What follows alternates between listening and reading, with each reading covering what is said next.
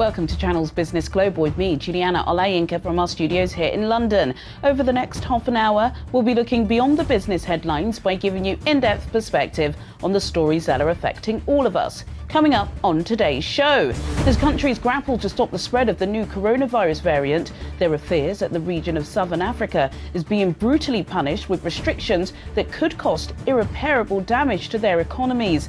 Our business correspondent Simon Pusey and Africa analyst Tamzanka Joe will be joining me for the latest on this evolving story. And the United Nations Sustainable Development Goal has set a target for remittance transfer costs to Africa to reach 3%. It currently stands at 5.68% from the EU. Leon Isaacs, the CEO of DMA Global Limited, has authored a paper looking at the lucrative AU-EU remittance corridor, and he'll be joining me from Paris to discuss some of the findings. Then later, I'll be showing some highlights from an interview I conducted with John Pearson, the CEO of DHL Express, where he spoke about the current state of globalization and the company's growth projections in emerging markets. But first, to our main story. British Prime Minister Boris Johnson said on Tuesday that he wants to offer all adults a COVID-19 booster shot by the end of January because of concern about the spread of the Omicron variant. The wearing of face masks has become compulsory once again in shops and on public transport in England in a bid to curb the spread. The Prime Minister believes a new COVID-19 lockdown was unlikely despite the global concern. We haven't ruled out anything. I've got to tell you. I think another lockdown of the kind that we've had before is extremely unlikely. I'll be upfront with you about that. But we keep everything under constant review in our fight against the Delta variant. We think that it's basically been going our way, or going the way that we planned. So you're seeing, although cases remain high or high-ish, you're seeing a decline in the numbers of admissions to hospital and a decline in the number of deaths, and that's the crucial thing that we've been following. So at the moment, we see no cause to move to Plan B, but as I've said to you many times before, we've got to keep that under review. But the measures we're talking about to deal with Omicron are as I've said, distinct. Well, earlier I spoke with our business correspondent Simon Pusey for some analysis. Simon, lots of experts and specifically the Labour opposition party don't think these restrictions in the UK have gone far enough. Yeah, well, speaking of experts, the Scientific Advisory Group for Emergencies, or SAGE as it's commonly known, they had a meeting earlier in the week. It was a private meeting, but some of those details have been released from that in some sort of notes that were taken. And they said that the impact of Omicron may require a very stringent response, and officials should prepare now for a potentially significant wave of infections. Doesn't really sound great, and it doesn't really sound like, if that's the case, that the measures the government have taken have gone far enough. I think probably the public are split in terms of the decisions that they've taken. A lot of people are pretty tired now of all of these measures and these restrictions, but then I think a lot of people are saying, well, better to be safe than sorry if it means saving lives and having Christmas. Let's just go through what the government have done. They're saying that people must now wear masks on public transport and in shops. A lot of Europe have been doing that throughout, and it seems like a very small thing to do, really, if it's going to save lives. People arriving to the UK must isolate until they get a negative PCR test results back. Again, a lot of Europe have been doing that already. And then a lot of countries added to the red list. This has been very controversial, of course, because South African scientists are the one that found this variant. Doesn't it mean that it's come from South Africa, or it doesn't mean that it's massively prevalent in South Africa. So a lot of people think that was quite harsh. But then also Namibia, Lesotho, Botswana, Eswatini and Zimbabwe all added to the red list, meaning that people coming from those countries can't come over here, or if they do, they have to isolate for 2 weeks. The main response has been get the booster jab. This is what Boris Johnson has been saying day in, day out. The booster jab can have an efficacy of 90%, an extra 90% protection. It's not really yet known whether that is the case against this variant, but that's what Boris Johnson has been saying. Anyone over the age of 18, please go and get your booster jab. He wants everyone to have been jabbed by the booster jab by January, who's over the age of 18. And he's saying that Christmas should still go ahead. Keep going to your Christmas parties, keep going to your children's nativity plays. So he's obviously trying to stay positive. So you've got these two different sides. You've got the scientists and quite a few people saying this could be really bad, and Boris Johnson's still trying to be positive and Christmas is going to go ahead. I think there's a lot of uncertainty with this, of course, like there is really with this disease in total. This is a very new variant. It seems to have been around for a few weeks. The Moderna boss says he's unsure as to whether his vaccine or the vaccine that Moderna have created is that effective against the disease. And a lot of people said that was quite preemptive because we just don't know yet. We only discovered this a couple of days ago. I think most people are just worried that, as we're unlocking, that this seems to be a never-ending cycle of new variants.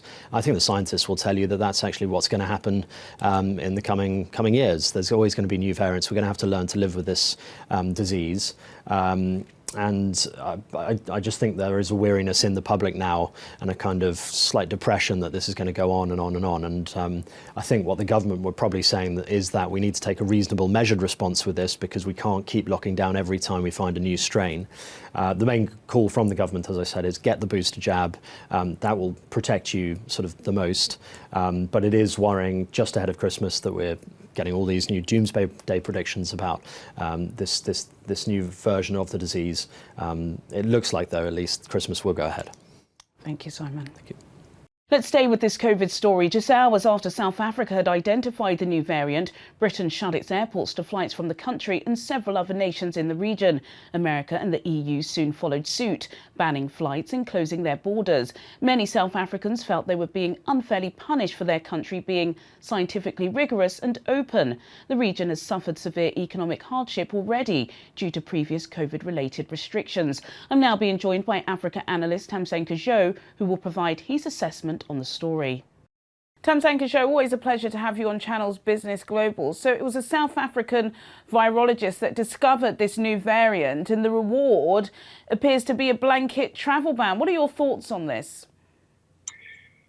Well, quite a few things, Juliana. The first is just the journalism in general. I think we have to do justice to this story.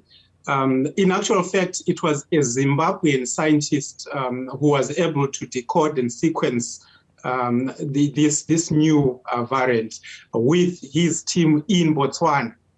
But increasingly, that's why a lot of people are talking about trying to whitewash this. It is now as if they are white South Africans who were the first ones to discover this. It was actually a black Zimbabwean scientist working with his team in Botswana.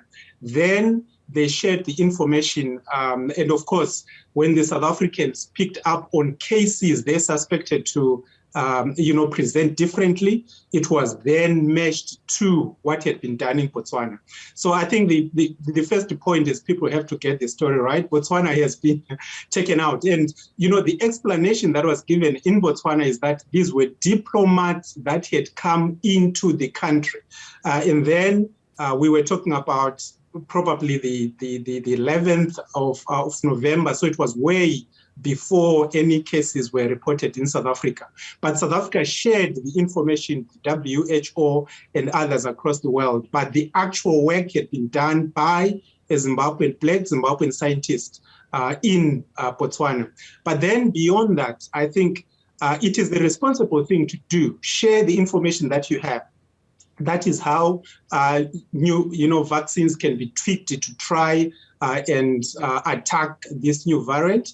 And of course, this is how the world can be saved. So a lot of people in South Africa, government included, even President Cyril Ramaphosa, people in Botswana, people in Namibia, people in Zimbabwe, people in Mozambique, Eswatini, Lesotho, countries that have zero cases of the variant also being put on this travel ban. A lot of people are complaining that this was not the best of ways to respond by the Western nations. Julian. We must bring you on again to discuss this story further. Hopefully there will be some justice for those in that region, because certainly it does seem as if they're being unfairly punished. But for now, Tamsanqa Joe, thank you so much for joining me on the show. Thanks, Tam. Let's change gear now. Reducing the costs of sending remittances has been a key goal of the United Nations, as these funds have proven critical in ensuring the lives of people living in Africa can be maintained to a viable standard. The United Nations Sustainable Development Goal has set a target for remittance transfer costs to reach 3%. It currently stands at 5.68% from the EU. This is lower than the global figure of 6.30%, but still significantly higher than the SDG target. Leon Isaacs, the CEO of DMA Global Limited, has authored a paper looking at the lucrative AU-EU remittance corridor, and he joins me now for more on this story.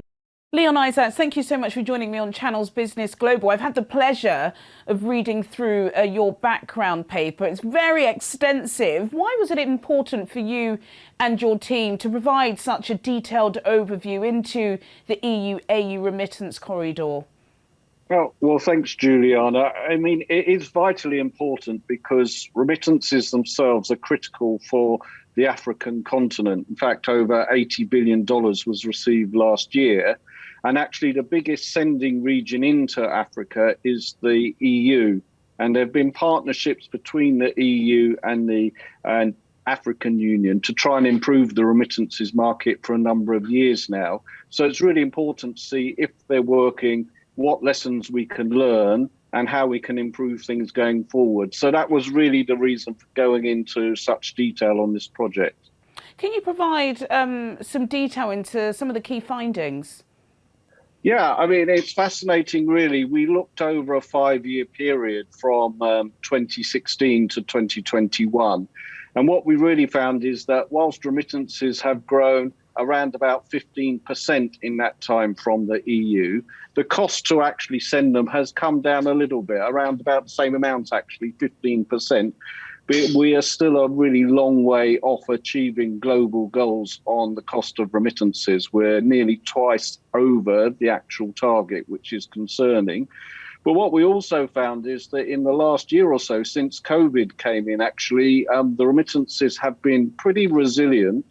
And this is mainly due to a combination of factors, one being digitization, and one being actually the support provided by European countries to workers in those countries, plus many other things, which I will be happy to elaborate later on.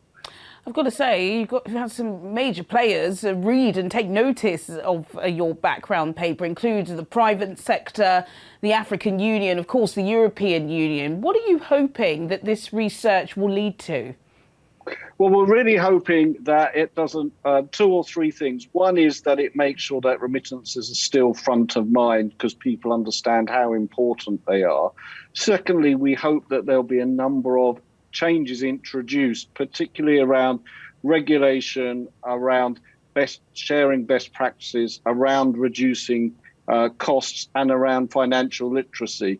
There's a lot of things that we really want people to look at and go much deeper into than they have before. So hopefully this will help with that thinking for sure. Absolutely. I think that background paper you produce is certainly a big step in making some of these changes. Leon Isaacs, CEO of DMA Global Limited, thank you so much for joining me on Channel's Business Global. Thanks, Leon. In a few minutes, I'll be bringing you an interview I conducted with the CEO of DHL Express, John Pearson. But before then, here's some company news for you. Russia's Gazprom has reported a record quarterly net profit of 581.8 billion rubles for the 3 months to the end of September, reflecting high natural gas prices in Europe. The surge in profits follows losses of 251 billion rubles during the same period last year. Some world leaders have criticised the Kremlin-controlled firm for not supplying enough gas to alleviate the crisis affecting Europe. Food delivery giant Uber Eats will quit Hong Kong by the end of this year to shift its focus to its taxi hailing service. The company has been serving customers in the region for 5 years. In a statement, bosses said it was a difficult decision and will offer help to employees, restaurant partners, delivery people and consumers during the transition. Hong Kong's Uber taxi business is ranked #1 globally and contributes to over 25% of the global Uber taxi business. Fiji has reopened its borders to fully vaccinated travellers for the first time in almost 2 years. The tourism-dependent economy has suffered a difficult 20 months as the sector contributes 40% to GDP. Authorities managed to eliminate COVID-19 for 12 months before a devastating second wave of the Delta variant earlier this year caused almost 700 deaths in the nation of just 1 million. Fiji has maintained restrictions on arrivals from southern Africa to curb the spread of the Omicron coronavirus variant. Now to our next topic. This year marks the 10th anniversary of the DHL Global Connectedness Index, which is a report that takes a holistic look at the current state of globalisation, cross-border flows of capital and the recovery process amid the COVID-19 pandemic. Channel's Business Global was invited to join the DHL team on a River Thames DHL Express boat. During our pretty shaky time on board, we spoke to John Pearson, the CEO of DHL Express, about the current state of globalisation and the company's growth projections in emerging markets. So firstly, it's a pleasure to be talking on Channel's Business Global. That's my first time in talking to an emerging market audience is fantastic. So thank you for that, Juliana. Yeah, I think it was a report card that we are pretty pleased to read. It's the 8th edition and it's the 10th year that we participated with in the topic of global connectedness. And as we, figuratively speaking, as we opened it up, we pretty quickly saw that the data was telling us what we were pleased to see. What's that? Globalization is alive and well, and by the time the last data point is in and the ribbon is put around the package, probably in 6 months' time, the last data point, we will have seen a more connected and globalized world than we've ever seen before. Pretty much, that's definitely going to be the case. So that was encouraging. We've also seen the fact that trade, and I have a little bit of a conscious bias toward trade, wearing my DPDHL and my DHL Express hat, trade has bounced back to 5% higher than pre-pandemic levels. Thirdly, and maybe this is as important as the first two, we've seen that globalization has not given way to regionalization. So long distance trade, 6,000, 7,000 kilometers, is as strong as it's ever been. Regional networks have always been strong, but global trade, long intercall sectors, are as strong as they've ever been. And whichever way you cut up the regions in the world, that's 3 regions, 9 regions, or 22 UN regions, we're absolutely finding the fact that long-haul trade is alive and well. And a little bit of that has been the resilience and the strength of the Asian economies, all of the Asian economies last year. So those countries were performing well during the pandemic from a pandemic point of view, and they're performing well from a manufacturing point of view. So people that were sourcing goods were typically sourcing them from Asia. And who sources a lot of goods? US and Europe, and those are long-haul sectors. So I think those are the 3 things. Little bit maybe disappointed, although it is somewhat anticipated that some of the poorer countries in the world weren't jumping out of this pandemic from a trade point of view in quite the same way as other countries were. And not disappointed, but we should always remember that the world still, whilst it's more connected than it's ever been, it still has plenty of room for growth. And so I take that as a little bit of a positive, if you will. So the 8th edition and the 10th year was definitely the most anticipated because the pandemic was having everyone saying, oh, what's changed, what hasn't changed. And I think, you know, as a scorecard, we had a lot of A stars and a couple of B minuses. And the data points within it are fantastic. Firstly, a double tap for pride for all our people in DHL Express Nigeria, because these guys have done a fantastic job. And the authenticity of that remark I can say in this way. Our people got us through the financial crisis in 08, 09 globally. Our people got us through the ash cloud crisis in, well, there's a couple of them, but 2010, 2014, which was a major geological event that stopped anyone flying over Europe to reconfigure our network. And our people have got us through the biggest thing that's happened since 1918. And our guys in Nigeria, a great example of that. We've got a big business there that's growing very fast. We've invested in facilities, 6.5 million on Lekki, 2.5 million on another facility. I'm trying to get my mind. I know the 2 fantastic boats. We're on a boat now, we're rocking about. Got 2 fantastic boats in Nigeria which allow us to facilitate the movement of goods back and forth from the airport and keep things moving quickly. So a big big thumbs up. Muia and your team, you're absolutely the best. We've said that before. We know you well. We catch up every time at soccer tournaments. So Nigeria is a very important country in the continent for us. And the other fascinating thing about this great continent is I've had companies come to me and said, yeah, John, we're in Africa. I said, where are you? Or we're in Kenya and Cape Town. What else? Well, no, we're in Kenya and Cape Town. Well, that's not all over Africa. We're in 51 countries in Africa. Nigeria is actually, I never favor one country over another, by the way. They're all great, but whenever I'm talking about one, I say it's the greatest, and then I go somewhere else and say that's the greatest. So thumbs up for Nigeria, and we continue to invest there. Very strong e-commerce activity because of the resourcefulness and the entrepreneurialism of the Nigerian economy.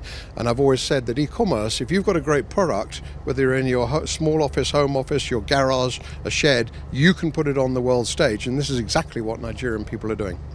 Well, firstly, I'm always confident and positive. That shouldn't be misplaced confidence or misplaced positivity, but a couple of facts, and facts matter. This is the 17th variant or mutation that has actually existed since, even in the last 14 months or so.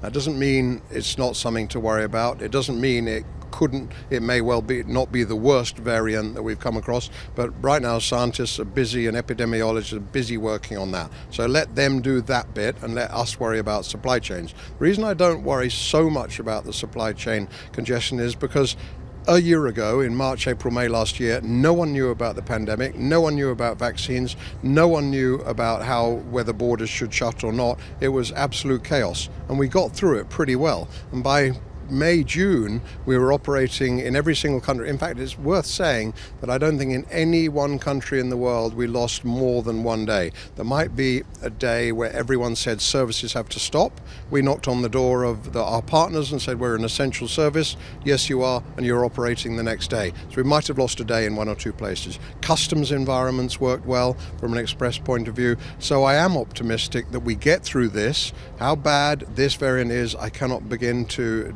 say, but I know that governments, logisticians, supply chain managers, transportation managers, and the medical environment are more equipped to deal with anything coming their way than they have been. And I was listening actually to Bloomberg this morning. There's a chap called Tony from Tops Tiles.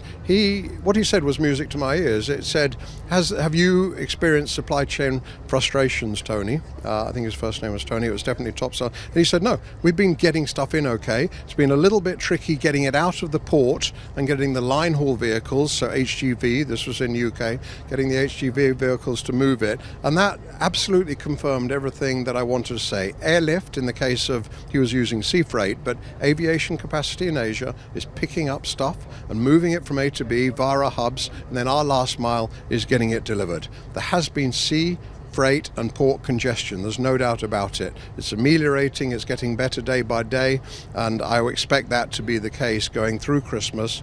The starting pistol on the peak season was fired on Black Friday just a few days ago, so we've got the final run into December the 23rd, 24th, and then we'll see how we look. But I can tell you our only priority right now is to deliver a great peak season for our customers, which means that no ULDs are on the apron at the airports, no shipments are in the vans or in the facilities, and on December the 24th, everything is clean and everything is delivered, including, Juliana, your shipment. Well, sadly, that's all we have time for today, but do get in touch with your comments and suggestions. I'll see you at the same time next week for more in-depth business analysis on Channels Business Global. Goodbye.